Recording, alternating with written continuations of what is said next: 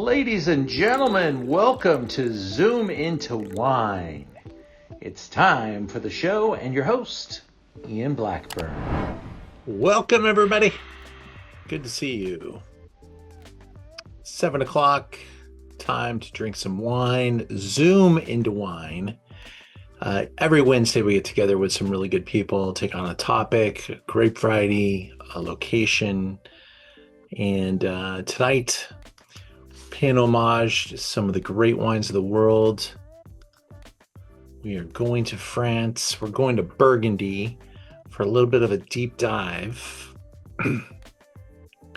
especially white Burgundy. That's what we're talking about tonight. You know, these wines inspire a lot of things. The French didn't invent wine, but they sure did create a lot of organization around it. So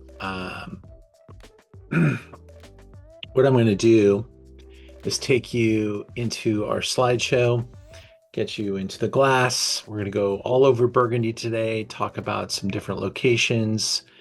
We're going to take a look at one of my favorite places to visit in the world, and that is Burgundy. So here we go.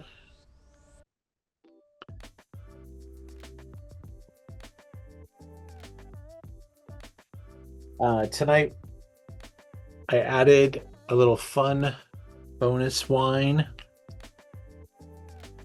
Spread the pours out just a little bit tonight to accommodate the seventh wine. We're going down into a really interesting spot. And in preparation for this show tonight, I found this really fun set of maps. And so I'm going to share it with you. Let me just get you in there. It's a little awkward because I can't jump from screen to screen very easily, but maybe I'll get better at this after a little bit of wine.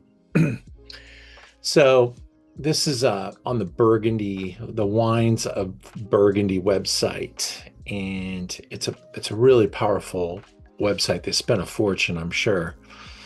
And they put together this series of maps, and we're going to be able to dial in pretty closely, but we can really kind of zoom out and see that. And I want to give Chris from Cane 5 a little love here, because he did this once on the Napa Valley for me, and I thought that was the greatest way to really appreciate where things are, is to dial out and then to dial back in and show where certain parts are. When we talk about the Burgundy region, this is the sub areas here. I want to retire in Beaune, right there, that little town in there. This is Chablis up here, a pretty big zone. Chablis, Grand Axois, and the Chantillon, they're up here. And you can correct my French. I know I'm butchering that because I've never seen that word before. But this is the Côte Nui, very famous, up through Dijon, basically, kind of crosses over down into the Côte de Beaune. Then we have the Côte Chalonnaise, which we'll taste a wine from in this area here. In fact, I believe our first wine is from Bouzeron, which falls right in these two areas here. So Bouzeron is where this first wine is going to come from. And then one of the wines we're going to have from Pouilly-Fuissé is in the Mâconnais, and that's two towns put together, Pouilly and Fuissé, and we'll get into that specifically as well. But this map will allow us to really kind of see the different spots and appreciate that this is a particular slope that was created millions of years ago. And what happened is the Earth's crust kind of turned, kind of clashed. It created a mountainside, kind of came forcefully down, and it created these slopes. And they're southwest facing for the most part. And the monks realized that was a spot where the snow melted first. That is where they decided that where the snow melted first, that was the warmest spot and the best spot. And then after years and years of research in making wines, they would identify particular parcels that would elevate the wines, and those ended up getting some special names named. Maybe they even got elevated to Grand Cru or Premier Cru. Sometimes the villages are named after that site or something that happened in those sites. But this is a very site-specific wine region, and we're talking about pretty much one grape variety. It's Chardonnay. Whether you're in Chablis or Pouilly-Fuissé or Mancon Village or anywhere in the Côte de Chalonnaise where you might just be drinking a Bourgogne, or something fancy from the Côte de Blanc area of the Côte de Beaune, or in the Côte de Nuit. These wine regions are by the Dukes of Burgundy in the 1600s, only to plant Chardonnay and Pinot Noir. We say that with a little pause because there are always a few little exceptions, and we can talk about those a little bit as we go through our slideshow tonight.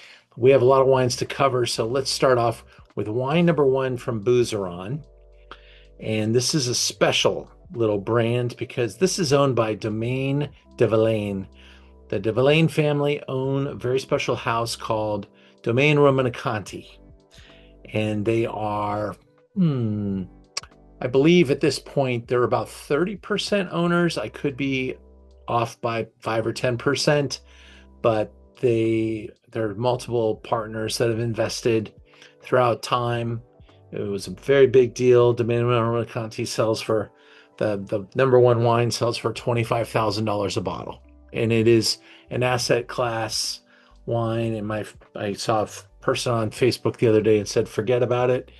I'm getting out of Bitcoin. I'm putting all my money into Domaine Romanée-Conti." Probably not a bad idea right about now. So we get into this part of Burgundy to Bouzeron, right next to Rouy and Mercury. This is a really interesting spot for a very unique grape variety, because I told you right off the bat that we're talking about Chardonnay almost all day long, but our first wine comes from a grape variety known as Aligoté. And there's different Aligotés planted throughout Burgundy, and Aligoté was always that extra grape. I remember when I was first starting off in hospitality, I was being trained by a very classic bartender. The only reason you would use Aligoté was for a drink called a Kir. And if you wanted to make it a higher end Kir Royale, you use champagne. But a Kir was Aligoté plus cassis. And that's how I remember it anyway. But the fact is that Aligoté has improved. They figured out what not to do. They figured out what types of Aligoté are better than others. And the High de Villaine, or the de Villaine family, dedicated themselves to promoting golden Aligoté. It is an Aligoté species unto itself, and it is planted down here in Bouzeron.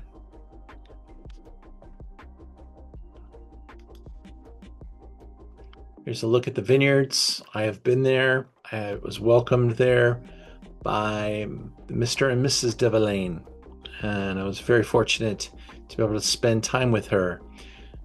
He, Albert, now pretty mature, and she, a little younger, but not too much. She is from Pasadena, California.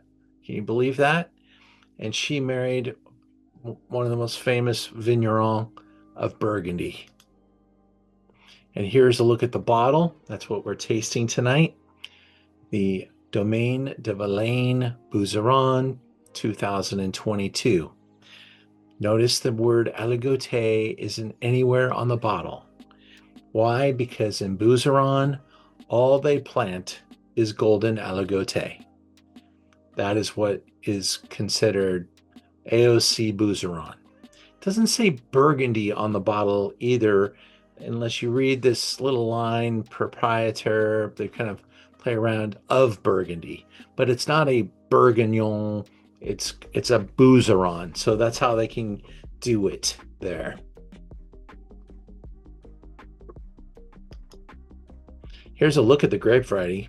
Those look damn tasty. I can't say that I've tasted a ripe aligoté grape off the vine, but someday I will. Neutral, high acid, white grape varietal hailing from Burgundy, considered the other white grape of Burgundy. Aligoté was overlooked in Burgundy for a long time. And high yield variety that has both low sugar and high acidity. Those are the hills of Bouzeron right there. And here is our first wine. I've got it in my glass. Cheers to you. Let's get our Burgundy on as we swirl and smell. And I do love my white wines. I tell everybody I make red wine, but I probably drink 2 glasses of white for every 1 glass of red. I really love it with food. Peter, you're on the Zoom with us today. How you doing, man? Hey, how are you doing, Ian? Awesome. Can you hear me? Yes, I can. Can you hear me okay? Yeah, just fine. Hey, Ian, I just wanted to tell you about the Bouzeron. That's been a staple for Rebecca and I for at least 10 years. Remember, we used to buy it from Kermit Lynch when it was like $25 or $27. One thing I just don't get about it is how the heck can you buy an Aubert de Villaine wine for such a low price?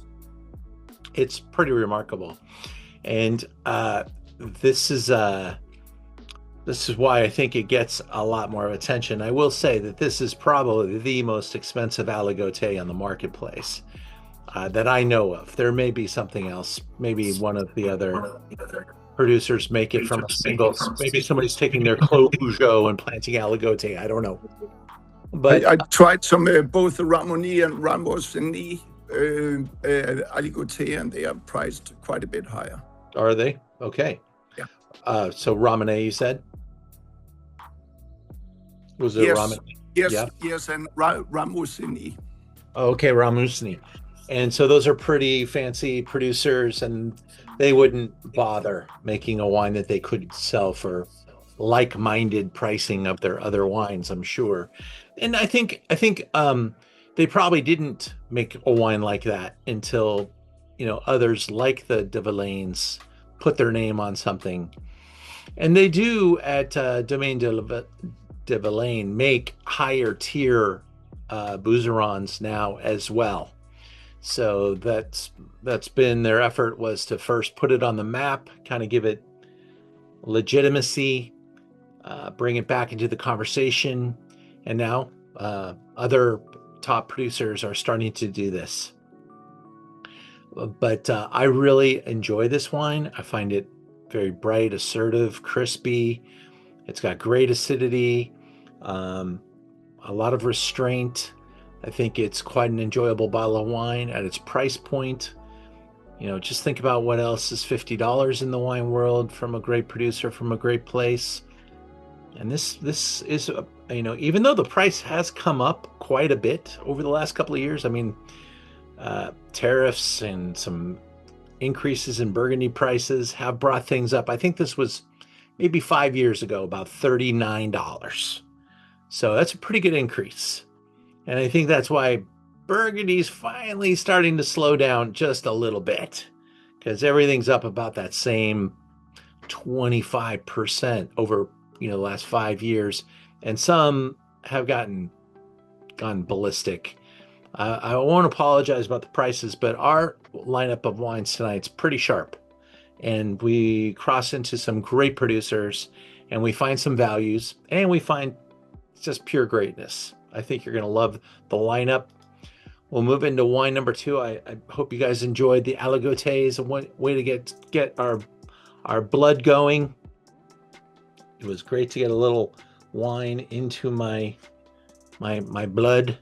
It was my first wine since noon. I had a big tasting this morning, so nice bounce back. We're going to a wine region called Savigny-le-Secours, and this is in and around Beaune. I'm going to take you back into my map, so I got to stop the share, get out, get that map up and running, and show it to you again, because this is going to be cool. So we go to, and what I'm going to do too is I'm going to put into those people that are on the Zoom tonight, not watching this anywhere else, I'm going to put this into the chat so you have your own link to this wonderful map tool. There you go. Peter, I see your hand up there. Let me know if you want me to call on you with that. You're welcome to just jump in too, Peter. I won't mind if I miss you. Let me go back in. Okay. I got to share that. Ooh, this will get smooth. I will get smooth. All right, here we go. So what I'm showing you now is Burgundy, but now what I'm going to do is replace that with Savigny.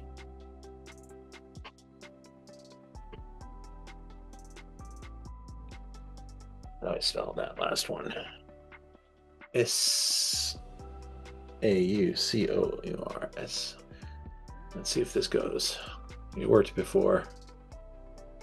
Let me say Savigny-le-Beaune.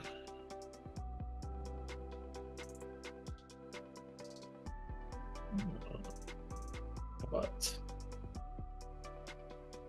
there we go. It's a little temperamental. Okay, there's Savigny-le-Beaune. So it just flipped straight to that spot. And this is, where is it? Right here? I thought it was right there. Let me see if I can get that place. Les Secours.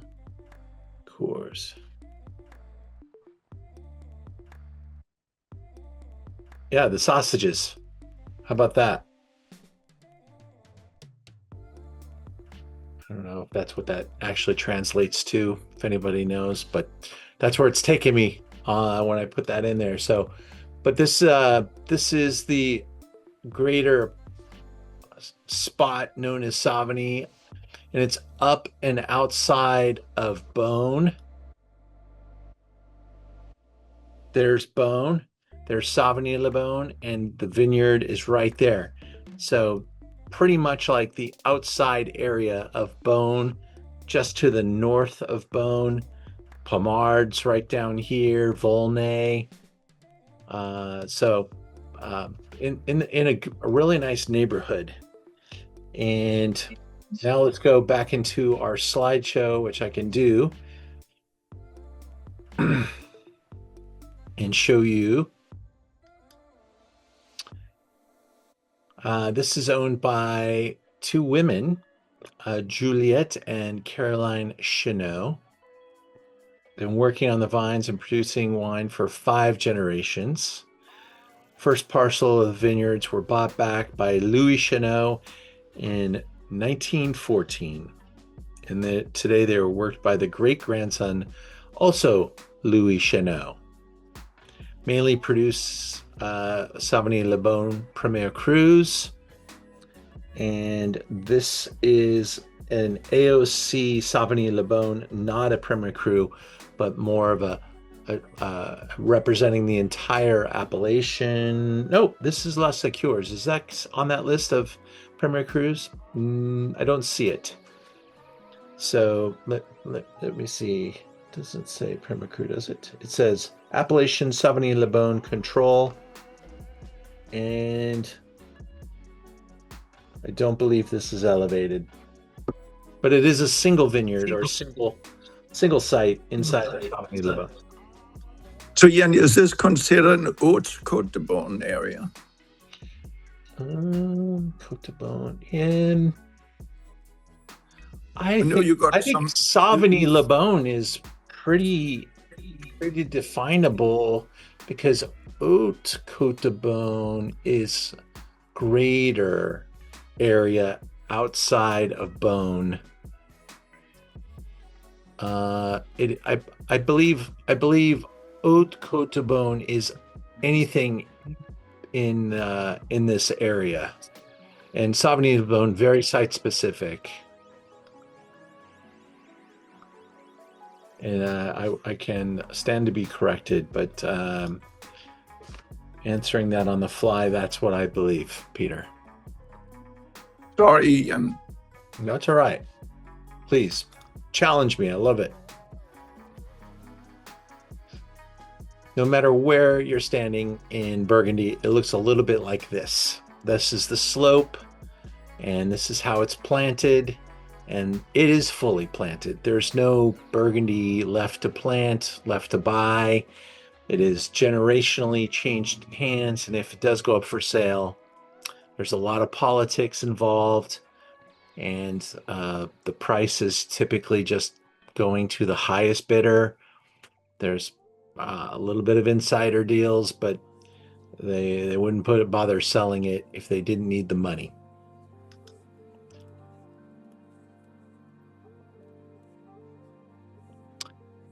Part Marl is something to appreciate about this part of the world, this part of Beaune, this part of Savigny-le-Beaune.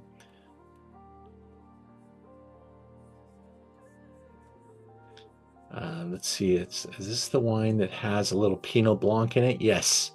So this is another one of those little exceptions. Sorry to start you off with two exceptions in a row, but Aligoté is a grape, and there is like this small pinch of Pinot Blanc that appears throughout Beaune and Savigny-le-Beaune. And as I worked for Louis Jadot for a long time, I noted that a number of the Beaune wines had some Pinot Blanc blended in. It's almost like it's fine, we don't talk about it, it's there, but they don't like list it on the bottle. Oh, we put some Pinot Blanc in there. That's not usually what they do. They just kind of like hush it into the wine. But here you go. Chardonnay is what it's almost all about. And the Pinot Blanc is in the Pinot Noir family, the Pinot Gris family, and the Pinot Blanc. So it's literally like a mutation of Pinot Noir. And probably why it's all part of the mix is that it, may have just been a mutation that occurred with the vines of Pinot Noir. There are the Chenu mother and daughter that are working the vineyards, and her son is now taking over. Louis Chenu, I don't know if he's the second or the 22nd, but he's Louis Chenu. And this is a beautiful wine and a beautiful price. And the fact that we have just a kiss of 19 is awesome. This was brought in by a really small importer who's no longer in business. I don't even know where to get this wine again if I wanted to, but I can go to their website, send them a note, say, introduce me to your importer, and that may very well happen because I really enjoy this wine. And these little like teeny spots are where the value is found in Burgundy. Great little producers. If they're famous, they're going to sell it for just a few dollars more, pay for their, representation, their brand manager, their travel, their all that stuff. These guys don't even provide samples. I mean, they just basically sell it to the importer and say, here's your 25 cases, because this producer is teeny.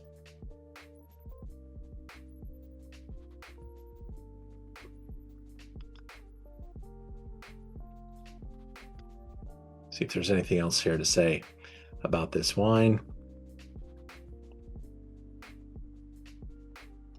So Savigny whites come from the so-called white soil, which is comprised of marl. Only 5% of Savigny vineyard is made up of these white grape varieties, mostly Chardonnay. Most favorable ground is situated at the entrance of the village on the slightly sloping hillside facing north, Les Secours, and at the exit of the valley towards the Blanc on a hillside, this time facing south.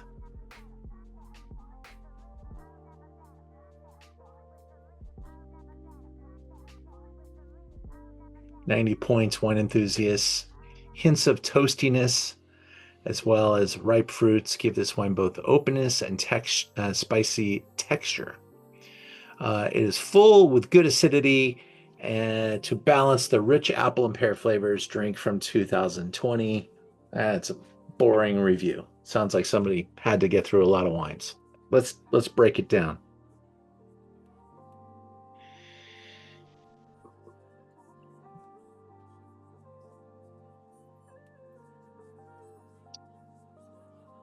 There's great, like, stony minerality right behind that.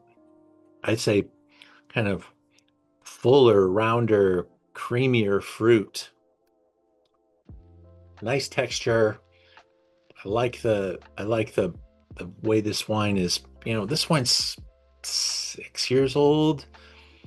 Absolutely in the groove, and you got no hurry to drink it, but it is ready to go. I would love to be at a restaurant, and at a restaurant they probably have this on a French bistro wine list somewhere. So it's just hidden on the wine list because nobody's looking for Savigny. They're going for Pouilly. They're looking for Bourgogne. Savigny's like, where's that? So this is one of those treasure finds. I think on a wine list, this might be $100 because wholesale's I probably paid about $30, $31 for this bottle. That's how much we get to make marking the wine up. Not a lot. And, so 3 times in a restaurant, maybe 5 times in a hotel. That's what the markups would be. Beautiful. Love it. Hope you guys did too. Let's go into our next wine. Régis Bouvier. We have had a couple of these different wines from Régis Bouvier throughout time. I don't try to always buy the same mindset of a producer. There are some restaurants that do that. It's a wine shop, but try to have different things for different moments. Just in the interest of time, I did already pre-open this map. Here we are. Marsannay. And so we're up at the top, right below Dijon. This is way at the top of the Côte de Nuit, so really a different spot. And I think you might even say this is more of a red wine appellation.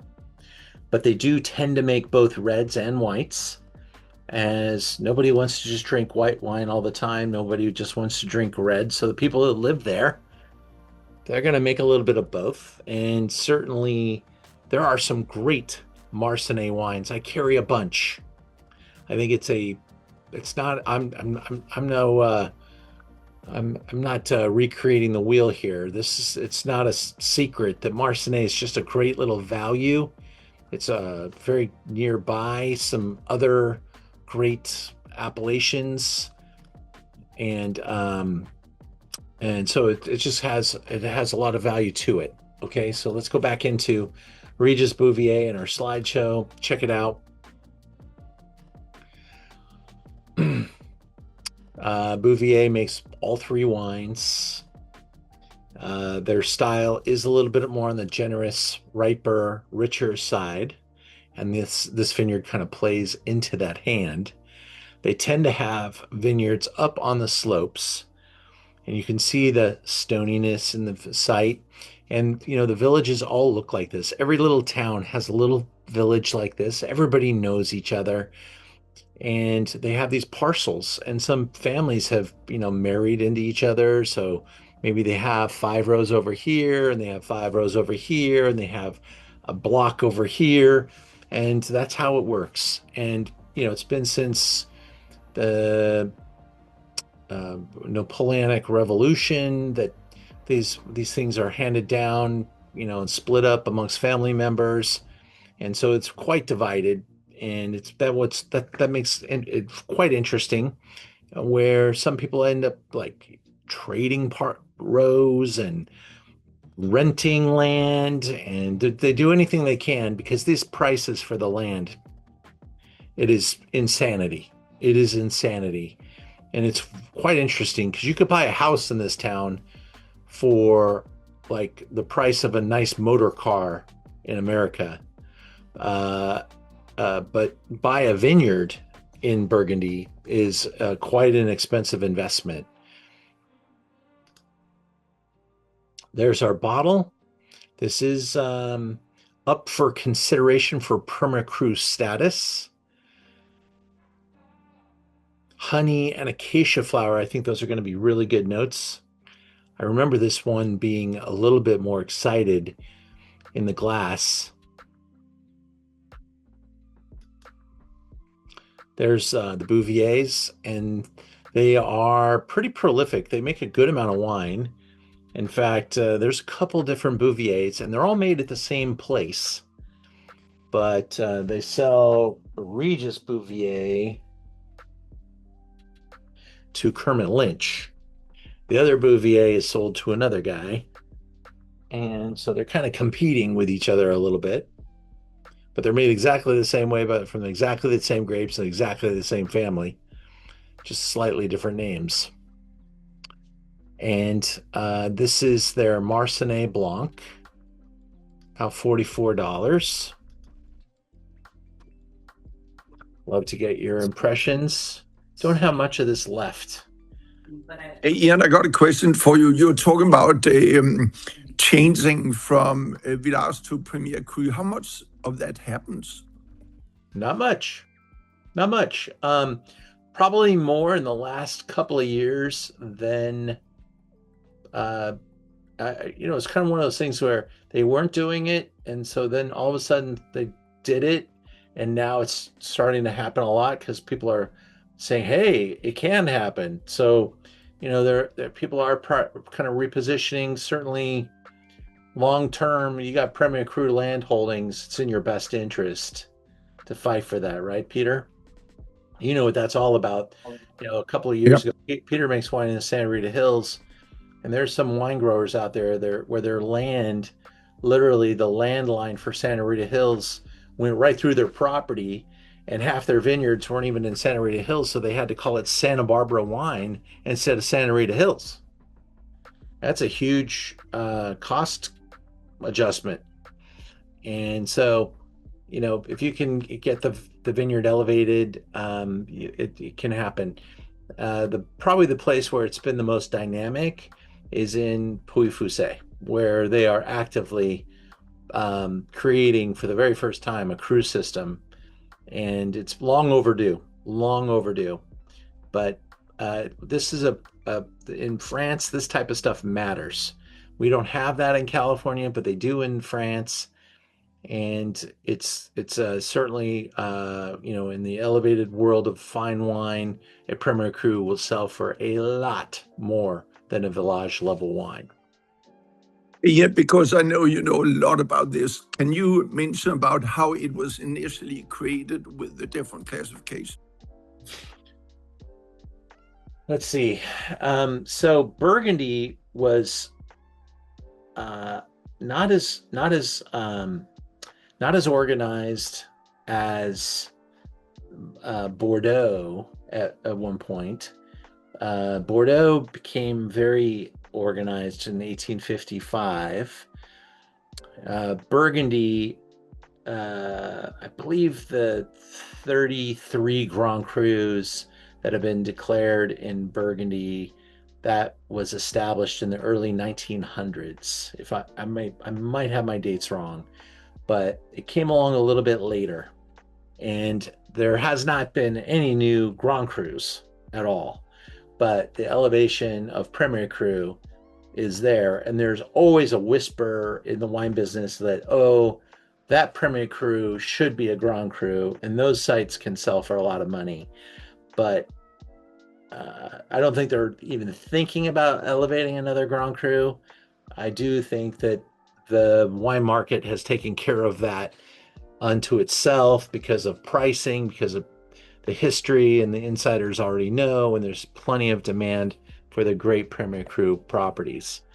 But it does, this whole story really does go back, to the church, the Nestorian monks, the Dukes of Burgundy.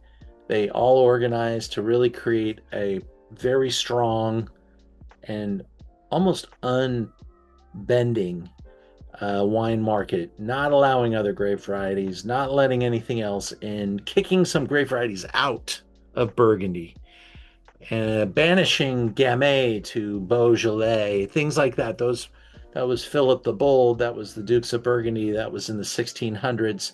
The Hospice de Beaune was invented at that time. This hospital in Beaune was like an oasis if you've been hurt in war and battle, dying. You go there, and they do everything possible to torture you on your way to death.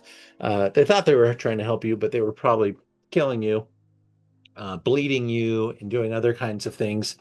And it's a magnificent structure, a great place to visit. Really gives you a sense of that moment. It's historical, it's protected. They raise a lot of money for the hospice, and it's the center of Beaune, and it's very visible in Beaune as well. So a great thing to visit. And someday, you can come visit me when I retire in Beaune, because that's what I want to do.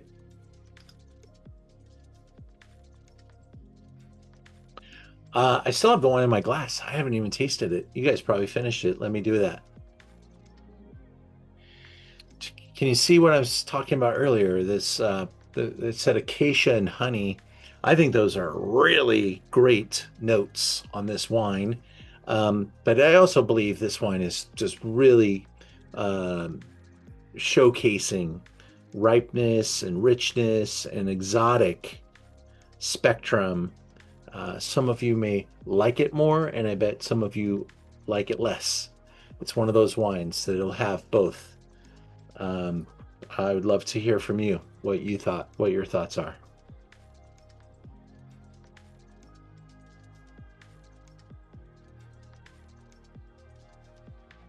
You're sitting there saying, "Oh, I don't want to speak up," or maybe you're sitting there saying, "Maybe I should speak up." Ian, the nose just strikes me as being really assertive and surprisingly a little un-Chardonnay-like, but I like it a lot. Don't get me wrong. But I'm just wondering, I don't know if that's acacia and wild honey like they talked about or whatever, but the nose is quite distinctive. Yeah, I mean, I think it almost has like a white Rhone kind of character. And I think at a blind tasting, I would have a hard time putting it in Chardonnay myself, because it does send me into this exotic world, which is kind of a compliment. Because when you're working with Chardonnay, to find that element, and some people may think, oh no, that's too much, it's too far, it's a field too far. But in Marsannay, there are some pretty exotic wines, and the producers up there kind of press that button a little harder in Marsannay, and it's a little further north, it's a little warmer, it's a much more red grape varietal area, and so you're probably just seeing some red wine mentality also being applied to a white wine. I hope that makes sense. Let's go to wine number 3. Am I on 3 or 4? I think I'm on 4 now, right? Yep, 4. This is a great producer, Jean-Marc Pillot. or Pillot, as some people call it. This is Pillot is a really top known family brand, but this is like their least expensive real estate. They make some very expensive wines. They're very into high ethos grape growing. And for generations, Chasson Montrachet is kind of their specialty. They have 15 hectares, which 60,000 bottles. Makes them a little bit bigger than most. But they're not a big brand. I mean, 60,000 bottles. That's 5,000 cases. Again, in Burgundy, that's a big deal. In other parts of the world, that is a pittance.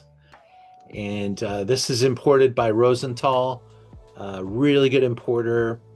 They've done a great job. They knew this was good wine probably 50 years ago when they started importing this wine, and they still import this wine.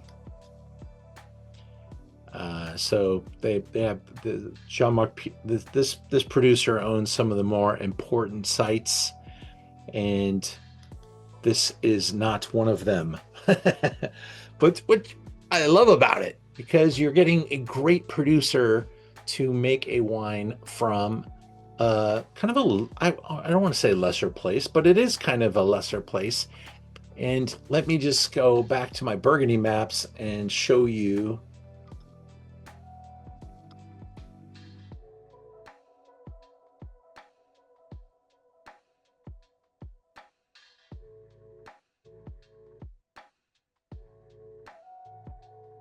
Let's take you there. I don't want you to work for me. I pulled it up already. Maybe that's why. So I already gave it to you. We're right in the center here, just below Beaune. Chalonnais north, right in the southern part of the Côte de Beaune. So it's kind of a value zone, Montagny, and in the hands of a great white wine producer. So yeah, the yellow ones are the Village and the orange ones are the Premier Cru. I believe so. In that map, let me just click back there. Yeah. Let's see if I can get the map to play along with me. There we go. Yes. See, the Village, yellow are the Village, orange are the Premier Cru, and then the appellation Bourgogne is the green, so you can make that into Burgundy, but you can't call it Village. It's a lot of Premier Cru. It is a lot of Premier Cru for a small little spot. So yeah, the whole damn thing is elevated, basically.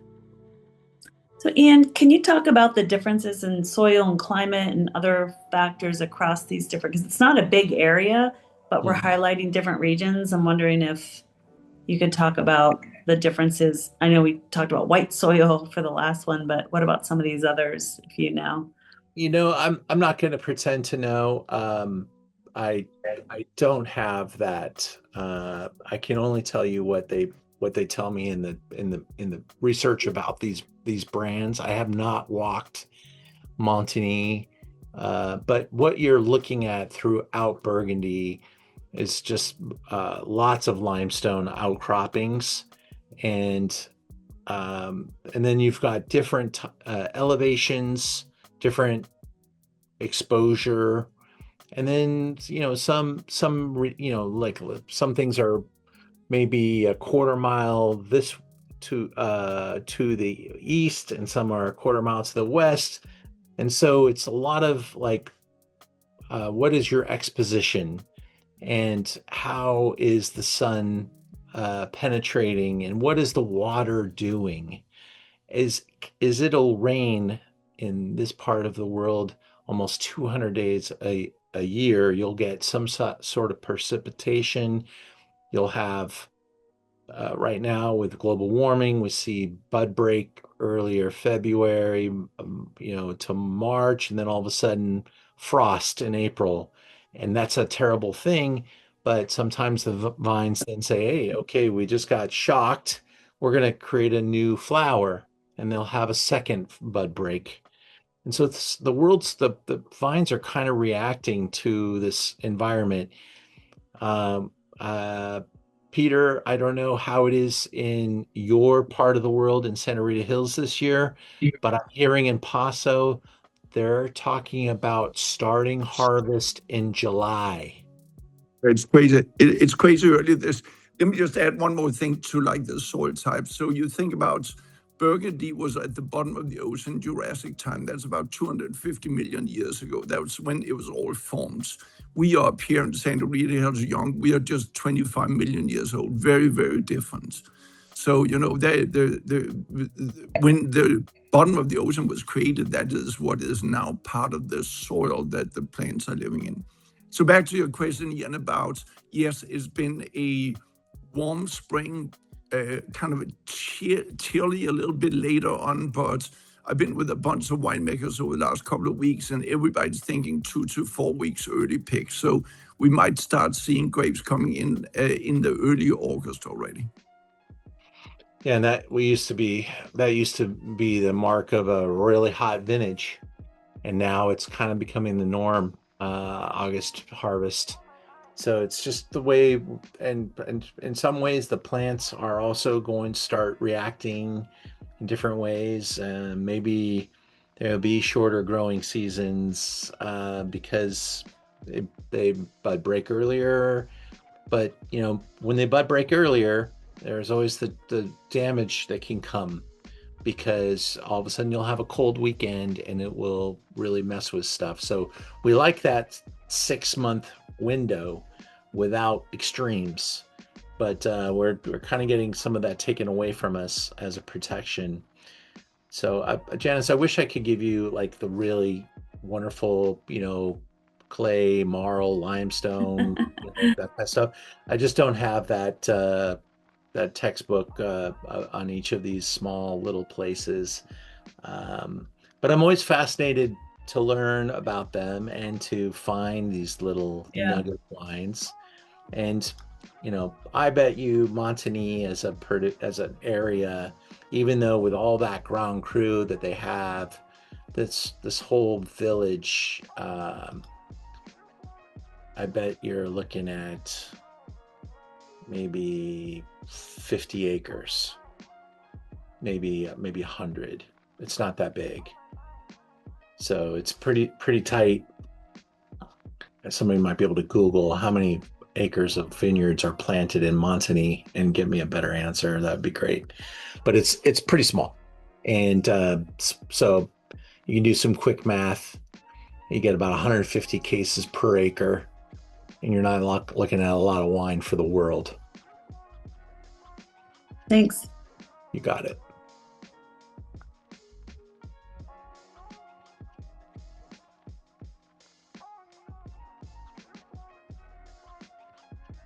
All right. So I won't spend more time talking about Chardonnay at this juncture, but here's our row kind of look at these vineyards, and you can see, it's the vines typically go right up and abut some sort of a forest. They're using lots of especially a Pillot. The viticulture is typically organic to biodynamic at Pillot, and so no herbicides, pesticides, and they're going to be very dictatorial about their neighbors doing anything like that as well. And so the very high ethos behind Jean-Marc Pillot, and you get a great price for a very good name producer as well. I remember when we opened these jars, I was pretty taken by how this one was showing. Tremendous grace. It was made with that, the ideals probably of a great Chassagne producer.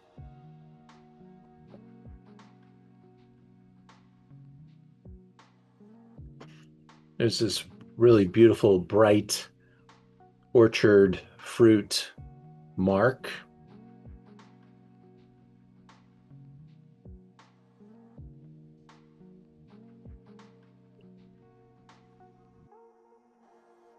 Texture, creaminess, balance, precision. That's tremendous. $45.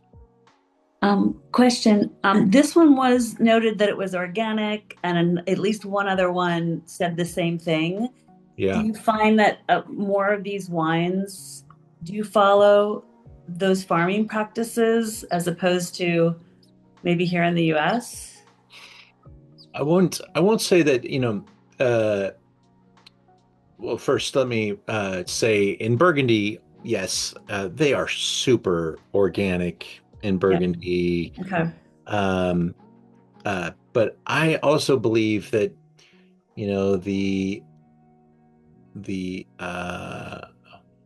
oh, thank you, Gary, for the note. 750 acres planted in Montagny. Awesome.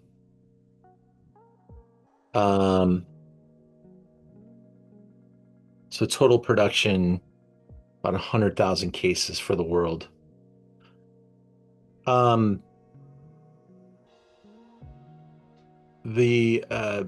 think that a lot of people hear some horror stories about what's going on in vineyards. I believe the better appellations if they haven't eradicated the horror stories, but the better appellations see very few of those things happening. Where you start getting some pretty industrial ideals going are not great appellations, wines that are going to be used for industrial winemaking purposes, where robots are the primary source of labor. And that's how things work in that industrial large production area. Burgundy, Santa Rita Hills, Sonoma Coast, they're so pristinely taken care of. And I'm sure there's a little stories of nightmarish proportion coming out of, the local gossip magazines every once in a while. But really, wine is a very good neighbor. And it is, the idea that you're there taking care of the land, you're steward of the land, and you're responsible for the longevity of that land and the people around it. And so I don't believe that you can say something like, oh, Burgundy's organic and California's not. I do think that it's a little bit more ubiquitous in Burgundy, that they will, so ubiquitous, but nobody even puts it on the bottle. Yeah. But in California, they might, because it's all we kind of wear it like a crown. Mm-hmm. Like it is, we are organic, and we are, and there might be because they're actually paying someone to certify them as organic, and you want something. Hey, okay, if I'm going to pay for it, right, let me put a stamp on my bottle. So, it's the whole fine wine mindset, I think, is very healthy, and I think you'll be very convinced of that, whether you go to Burgundy or you go to the Sonoma Coast or Santa Rita Hills, or even some of the better producers in a spot like Oregon. Let's move on to our next wine, number 5, Domaine Larue. Now in Burgundy, we just had Pillot. They are some of these producers, by the way, that we're tasting tonight. They make both colors, red and white. But some of these producers, like Pillot and like Larue, they are almost exclusively white wine producers. Can't say exclusively, because they might make one or two, reds here and there, but they're known for their white wine productions. And that's why these things are things of interest to me, is to find little values in Burgundy that can still be quite rewarding. And Saint-Aubin is absolutely spectacular spot. Let me see if my map will cooperate and I can show you Saint-Aubin. So I really like this tool. There's a dash in the center. I think I'm going to need that.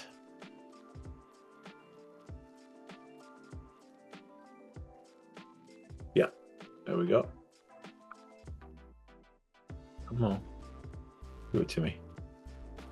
Here we go. I want to back out just a little bit. Come on, let me go back out. Back out, back in. Back out, back in. No, I want to go out the other way. There we go. Come on. It's not even on the mouse and it keeps going. So, Osé d'Arès, Montilly, Pouilly, Montrachet, Chassagne, Montrachet. Oh, look, there's Saint-Aubin. There's Pouilly. That is like a golf shot right there. Maybe a good golf shot, maybe a whole golf course. I'm not sure, but it's it's like it's on the same ideal, and it's kind of this. I've been in lectures and talks and stuff where they talk about how this whole little island known as Saint-Aubin kind of was created, and it's like just kind of like a hidden little pocket. And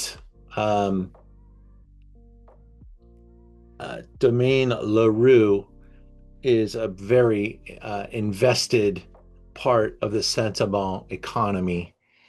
1946, Guy Larue founded his family estate in the small hamlet of Gamay in Saint-Aubin, located just behind. Yeah, can you see? Yeah, can I interrupt you? Can you just go one back? Because I just want to say one more back. See? You want this one? Yeah, one more back. No, the one that had the the map. Yeah, the map. I just got a comment on it because I've always been a fan of Saint-Aubin because Saint-Aubin is kind of cool. The map doesn't quite show it, but it's kind of this pocket. It goes up the hill on the south, west, and north side, and it's kind of tucked in between the hills. And even though it's not in like mainstream, Côte de Beaune down below where you got the Grand Crus, I think the values are amazing in Saint-Aubin. I've always loved it. I'm just removing. I just realized I could take some of these colors away. So yeah, that's that Grand Cru right there is Montrachet, and it's shared by Chassagne and Pouilly. And then, as Peter was saying, it's just kind of like right over here to the west, to the south, and just it's like kind of. I think I recall driving up, and it's like around the corner, and you all of a sudden rediscover these vines. It's kind of around a hill, and in through a little canyon, and yes, there, and that's a good shot too to kind of show you the way it's set up. Larue is a great producer.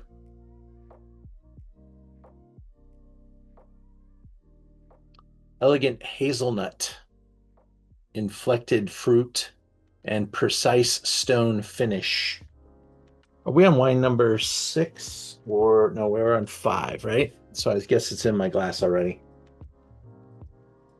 This is the smallest of pour for me today. Elegant hazelnut, inflected fruit, and precise stony finish. Perfect white Burgundy to appreciate in its vibrant youth. These wines are not quite as built to age as, say, a Premier Cru, Pouilly, or Meursault. They kind of do reward earlier consumption. lemon butterscotch nectarine.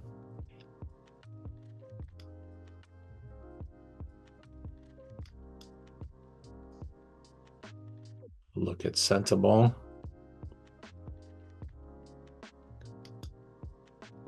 $50, a really great deal.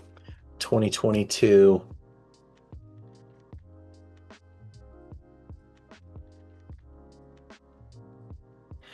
A little more plush, a little more round, a little more richness.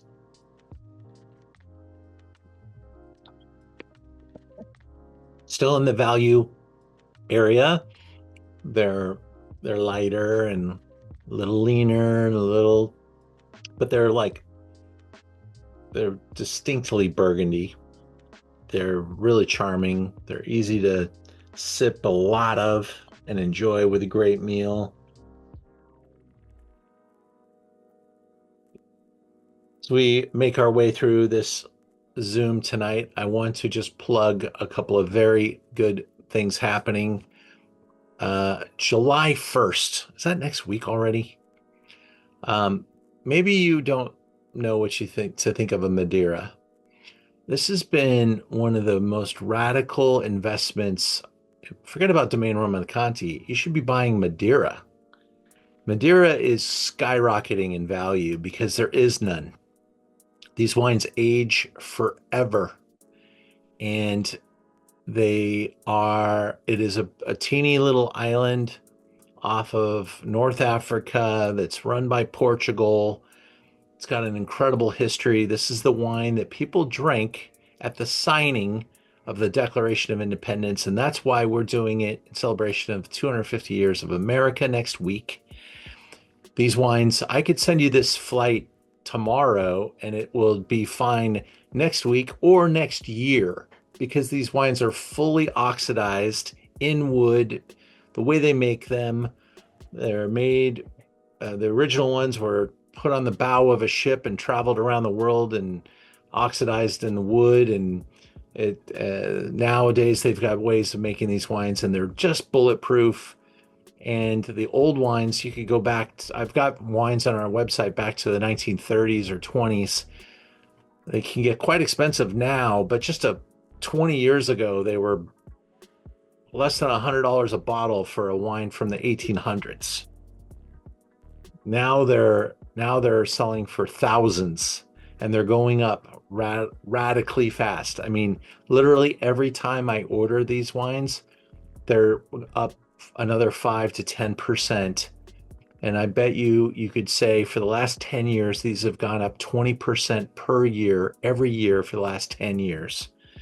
So a Madeira investment strategy is not a bad idea, especially if you buy great vintage, because that's where you get the radical appreciation. Is it port or is it wine? What is it? It is basically a cooked wine, in that the wine was warmed and madeirized, and then it's fortified. It has about 16% alcohol. There's different grape varieties, and the name Madeira is named after the island, but it's also the style, and it is going to be a great exploration of these 6 wines. This one's $400 a bottle. This one's most of them are around. These are like 500 ml. So, we're going to taste close to $600 worth of Madeira next week, and I've only got 10 spots, but I need to sell a few more to make it work. Because I've only got a couple of people on board, so I'm hoping to excite you, to get you to join me and taste this great flight. But if you don't, I'm still going to do it, because I could do this flight again next year, and you could use the same bottles. That's the key about the Madeira. I drink from the same bottle of 1968 every year for my birth year. I'm a 68 baby. I always say that Madeira is a great birthday present. Give someone a birth year bottle of Madeira, and you'll make them very happy. All right. For those of you that haven't been there, Rebecca and I were on Madeira 2 months ago. It is stunningly how beautiful. cool. You're going to have to do the seminar with me, Peter. Come on. What was your favorite thing? What was your favorite thing that you learned about Madeira when you were there? Which just so interesting about the island, because the lowest 400 meters they grow bananas, but you got to get up above 400 meters before they start growing grapes. And also, like Ian was saying, that my parents would go there from Denmark when I was a kid, and they would bring back this dirt cheap Madeira. The price have just been skyrocketing, but they are delicious. After that, we do Zinfandel. Check out the Zinfandel lineup. It doesn't get much better than what we're going to be showing. Gems of Italy and some top performers in Cabernet. So really a very top high-end look in July at some great categories. And we have all of the Zooms are priced through October or through August at this point, maybe even September. We've spent a lot of time in the last 30 days getting all of the Zooms programmed, and I'm working at getting some special guests involved in several of these sessions.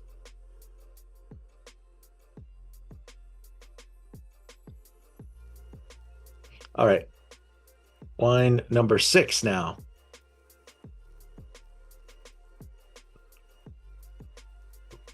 This is a Pouilly-Fuissé, Domaine Pierre Vessigaud. It is a Vignes, old vine, 2020. Of course, we're still in Burgundy, but we're in a place in the Mancon, in the hamlet of Pouilly is where this producer is located. They've been there since 1839, which is pretty cool. Pierre is the 5th generation to manage the estate, took over in 1988, and has been working organically in the vineyards ever since. The vineyards are between 250 meters in elevation. There are some nice little hills and in Pouilly-Fuissé or Pouilly-Fuissé. And they have a pretty high level of vine density for sure.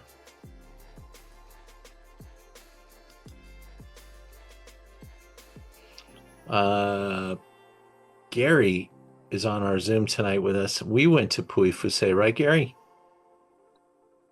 I think we had We did. Mm-hmm. We had a great view out the window of a beautiful hillside vineyard at a top producer.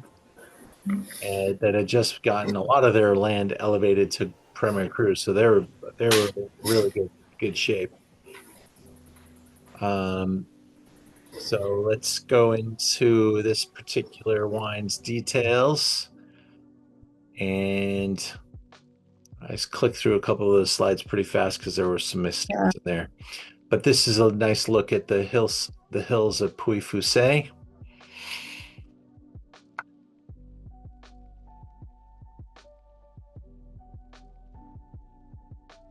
Can you go back to the page where it talked about the grapes? No. Oh. That was wrong. Okay. That slide had errors all over it. I wanted to click right by because it. It didn't even say Chardonnay. I was like, oh, Yeah. Is this not? Yeah, it was wrong. Okay. It was wrong. I didn't catch it until it was too late to fix it. So Okay. This one is 100% Chardonnay. And let me take you to the maps and show you. Let me say if I have to go.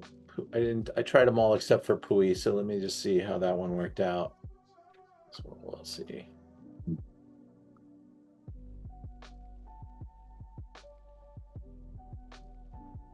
Yeah, there we go.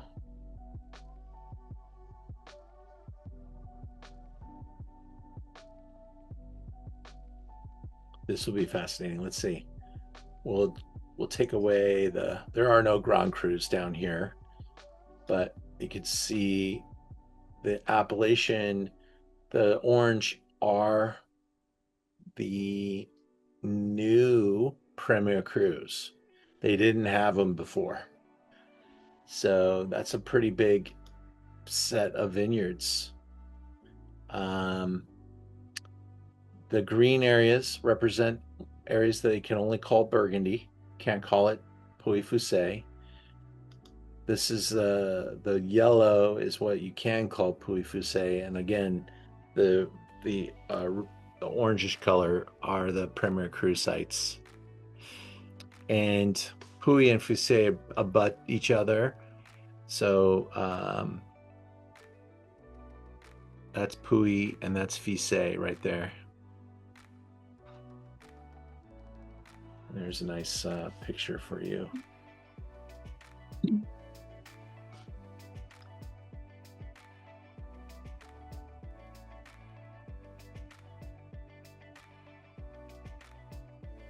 All right, so let's get this in the glass and taste this up. We're around $40 a bottle. This is the 2020. I'm pretty sure that when the 25 vintage comes in, it's going to be closer to 50 and up. Pouilly-Fuissés are elevating. I've got a couple in the 60s, 80s, $100 marks for the Premier Cru selections. And if someone like Laflave makes, I'm going to go into the website and just kind of do that for kicks. Let me see here. Let me go into Merchant of Wine. I use the little Q in the corner and I put in Pouilly. And everything Pouilly-Fuissé should come up. I have quite a few. I have a couple Pouilly-Fumés too, which are not related. Those are up near Sancerre. But Fuissé, there's $120 a bottle. This is the producer that Gary and I went and visited. Pere. So this one's a relative value. I also have the Robert Denogin in a couple different versions. I might have sold out of the Laflave version, but they would be in the $100 to $150 range. So this price point has been moving up. You could go to a grocery store and find grocery store level Pouilly-Fuissé probably still around $30, but it used to be $20. And this category is one of the fastest rising.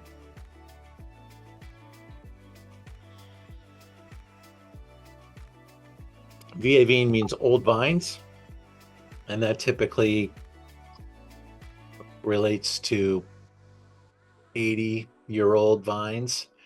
Now this estate is around 8 hectares.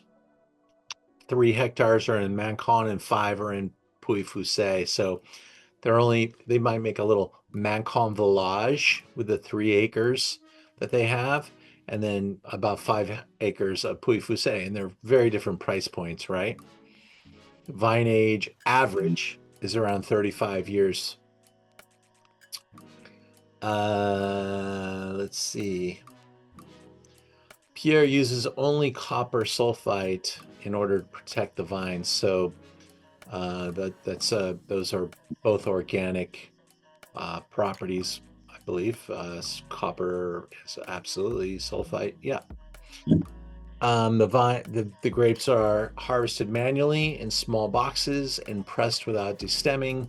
All fermentations are spontaneous, using only wild yeasts. Malolactic fermentation takes place in barrel, from 1 to 10-year-old barrels. That, by the way, Pierre's goal is to produce precise wines with freshness, crispness, and minerality. He wants them to be rich yet drinkable and recognizably balanced. In order to get this year after year, Pere focuses on organic and low production in the vineyards, and followed by fermentations and extended aging in good quality barrels.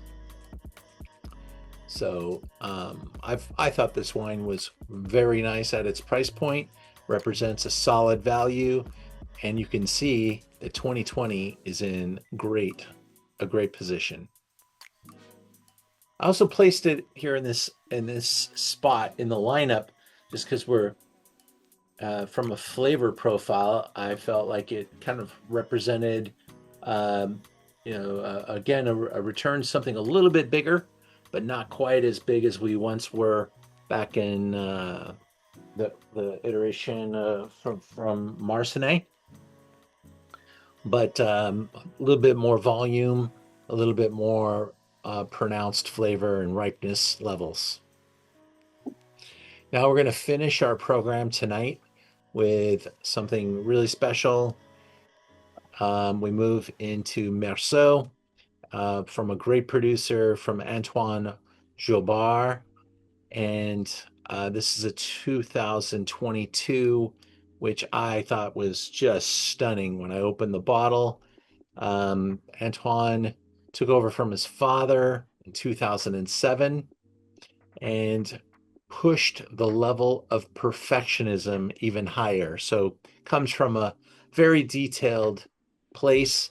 And if you go into Meursault and the area there, these are highly specialized wine producers that make very expensive wines, and they have inane attention to detail. Little Chardonnay cluster. This looks like chicks and hens. Is that possible, Peter? Can you get that type of berry variation with Chardonnay? Yeah, I can. I find on this that it needs a little bit of air. It's a little reductive. So I've been swirling it around quite a bit to get a little oxygen into it, and that totally elevates it. All right. But I mean, it really shows what Chardonnay can do in Côte de Beaune. It's delicious once it gets a little air. Here's the cellar at this producer. Definitely, this is a classic Burgundy cellar. Maybe one of the cleaner ones I've ever seen, actually, because they can get a little dark and dirty. This might just be for the photos, but that's pretty beautiful look at the cellar. We're looking at about 175 for this producer's 22, and that's where this Burgundy market blows up when you start talking about Pouilly, Meursault, Chassagne from the great producers. And if you visit into the website, you can see there's literally no limit once you get into white Burgundy. I broke it down here into different subcategories, so you can. I did not include any Chablis today, but I carry a pretty broad selection of wines under $75, and then they start to pop up pretty fast once you leave that. And you can see the names start to get pretty selective, and Premier Cru starts to decorate the label, and you get into Meursault from Longeroies, Chablis from Davissaf, some Pere, some Coche du Riz, Corton Charlemagne from Latour, and we continue up the price chain. We're in the 3, 4, 5, 6, 7. Here's Meursault from Rouleau, Le Flave, some Grand Cru. Montrachet now. You're not going to find Montrachet under $1,200 in the market anymore. This is the latest Montrachet I just bought. Very small producer. $1,500 is the new norm for Grand Cru white wine, and they can go up, and they will go up. They keep pushing it higher and higher. So my inspiration was to find some fun value and set the table for something remarkable. I would love to know your comments on this final wine here. Let's see if we have any other slides. Oh, we do have a picture. That's Antoine Jobard right there. And also a little plug for my upcoming travels, Sonoma Champagne is sold out. Yay! We've got Napa, Washington, New Zealand, Spain, and Barolo. And we're going to squeeze in Tuscany with Barolo too. So you can come for 2 weeks if you want to go to Italy with us in November. But love to stick around and chat with you guys if you would like to talk about this Hey, wine and the others. yeah, I got a question for you there. So speaking a little bit about ageability. So what are your thoughts about these? I think the last one, the Meursault, probably has the best aging capability. What are your thoughts? Yeah, and I want to talk to you too about what you said with reductive, because I don't know that a lot of people understand what that meant. I do believe that this winery leaned into the reductive side of this wine here, and the smell of matchstick is kind of something that they really pronounced, and that's kind of a mark of that some people like in an expensive wine. Is a smell of like a freshly struck match at the top of the wine. How do you do that, Peter? Well, I mean, reductiveness is a lack of oxygen, and you can do that a number of ways as you make the wine. But if you make a wine that you want to store for a long time, then you want to make sure it doesn't get too much oxygen contact along the way. And that's what I like about this wine is that, yes, it has that burnt mats and the rubber or whatever when you first smell it and taste it. But if you keep this wine for like 10, 20 years, that's going to go away for sure. Mhm. And I think it's a great thing with a wine that you want to age is that it has some reductiveness in the beginning. Yeah, I think that little bit of matchstick can be a really fun sensation at the top of the nose, and then over time, as it sits in the glass, it starts to lift out a little bit, and or spend time in the bottle, it can age out. I think most of the wines that we tasted tonight, range between 2019, 2022, and those wines are really in a good drinking lane. But I wouldn't have any fear of pressing them for another 5 years in your cellar. Um, I think white Burgundy under $75 has a 10-year span where it's still fresh, and then there'll be wines that you'll hit that 10-year and you say, yeah, another 5 years is fine. But I don't think I would say that there are wines I would push further than that. I think they're really in kind of a sweet spot as we present them today, and I think white Burgundy can allow you to, you wouldn't be wrong for going to a restaurant and buying even this 2022 Jobard and opening it up right now. You're just going to be tasting something a little bit more in its youth moment, and it's going to feature more freshness, more fresh fruit, more of that kind of like it's like you're slicing open a piece of fruit that's still kind of maturing, hasn't it's tasty, but it hasn't hit that super ripe moment yet, and maybe benefit from being left on the counter for a day or two more. It's kind of got that kind of crisp, crunchy, and what I hope you can feel and taste in this last wine is the length and the intensity. Those are super elevated here. So went from wines that have wonderful balance and have some nice complexity to them, but this is where the big length and intensity button is being pressed here, because this is better sites with better expectations and better a very good producer with a good reputation, and they're going to do things to make sure that this wine hits the mark. And if you shop wines of this character and this nature, and you see this beautiful package, you'll see that this is the going price for a decent wine like this, and their target is, the super restaurant marketplace. And I'd say this is easily, wine that's going to sell north of $300 a bottle in a restaurant. Might be $450, might, if you went to a Michelin two-star, that might be $550. Hey, Ian, this is an awesome lineup.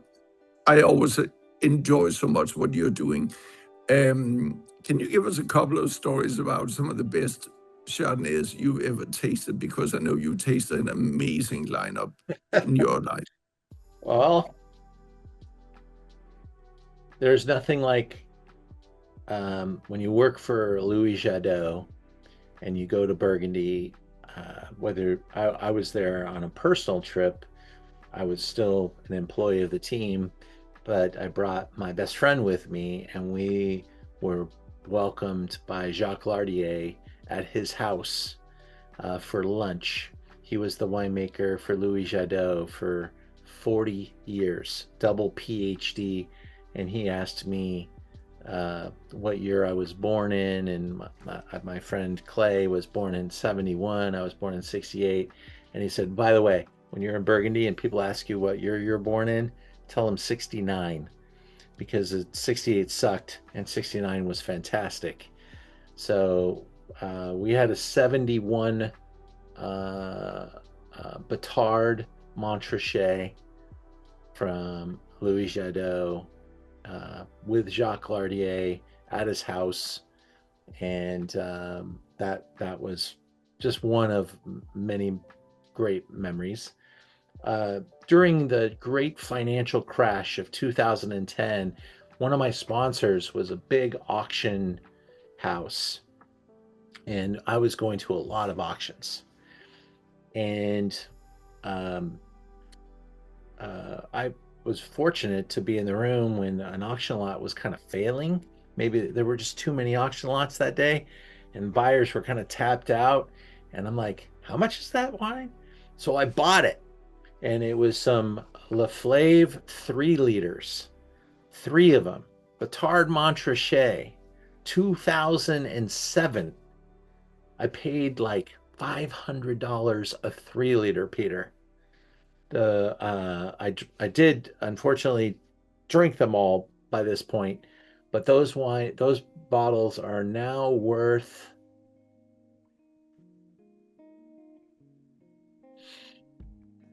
too much. Those bottles are probably worth 10,000 each today, and I drank them all. So I have one of them in my as you walk into my my loft, you'll see it on the wall. It's like a memory, but Give me a call. but that was a pretty great rewarding thing, to only pay so much for that and to have one of the greatest wines ever. And in any kind of down market, that's a great time to invest in greatness, and that's what that auction allowed me to do. And I do like auction lots for some rare wines. Burgundy's a really interesting thing. You have to be careful. And I definitely don't like to buy wines that have any kind of problem with a cork. Any kind of push or pull on a cork, I'm out. Any kind of bottle that doesn't have a foil on it, there's enough counterfeiting and fake wines out there that I wouldn't trust something like that. So I'm very particular about the cork. I actually love it when the label's ripped, because that devalues the wine. I'm not drinking the label.